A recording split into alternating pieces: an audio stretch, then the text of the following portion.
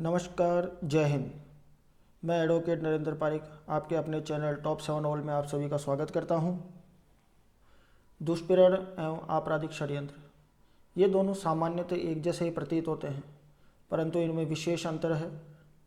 अंतर को जानने से पहले विधि के अंतर्गत इनके लिए क्या उपबंध किए गए हैं उन पर एक नज़र डालते हैं। भारतीय दंड संहिता की धारा 107 में दुष्प्रेरण को परिभाषित किया गया है। इसके अनुसार वह व्यक्ति किसी बात के किए जाने का दुष्प्रेरण करता है जो उस बात को करने के लिए किसी व्यक्ति को उकसाता है अथवा उस बात को करने के लिए किसी षड्यंत्र में एक या अधिक अन्य व्यक्ति या व्यक्तियों के साथ सम्मिलित होता है।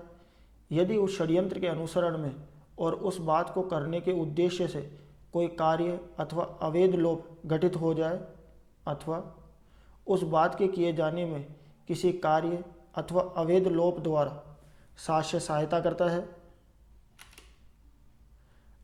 आपराधिक षड्यंत्र। आपराधिक षड्यंत्र की परिभाषा भारतीय दंड संहिता की धारा 120 क में दी गई है।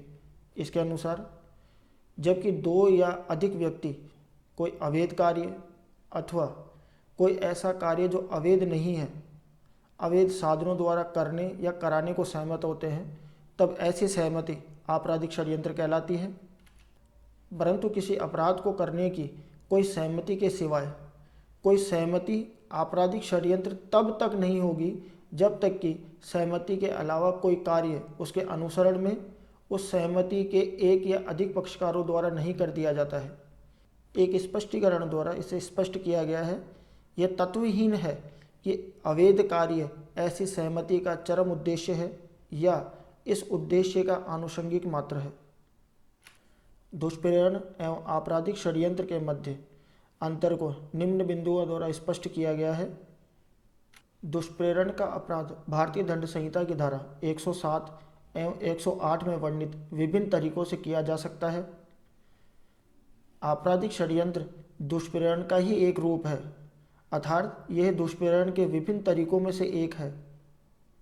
दुष्प्रेरण केवल किसी अपराध को कारित करने का षड्यंत्र मात्र पर्याप्त नहीं है, इसमें करार के अनुसरण में कोई कार्य अथवा लोभ का घटित होना आवश्यक है।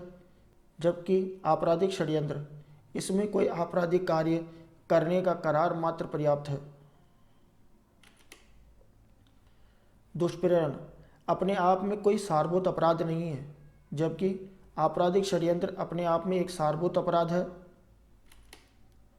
कुछ न्याय निर्णयों के माध्यम से इसे और स्पष्ट करते हैं।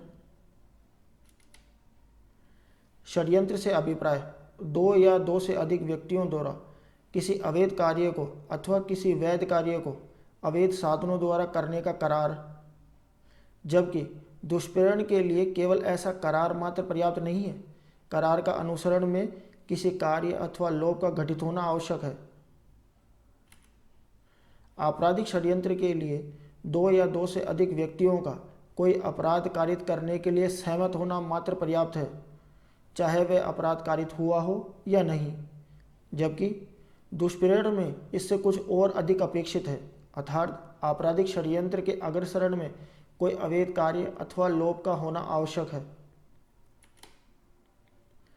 आपराधिक षड्यंत्र को सीधा साक्ष्य द्वारा साबित किया जाना कठिन है। इसके लिए आपराधिक षड्यंत्र तथा उसके अनुक्रम में किए गए कार्य में संबंध संदर्शित किया जाना अपेक्षित है।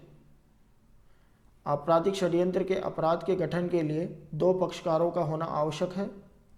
जहां कोई सह अभियुक्त बिना पासपोर्ट के किसी देश में ठहरता है, मुख्य अभियुक्त के साथ घूमता फिरता है तथा उनके कब्जे में अस्त्र शस्त्र पाए जाते हैं, वहां ऐसे अभियुक्त के विरुद्ध आपराधिक षड्यंत्र की उपधारणा की जा सकती है।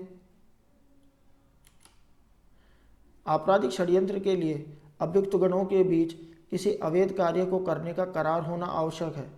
ऐसे करार के अभाव में आपराधिक षड्यंत्र के अपराध का गठन नहीं होता।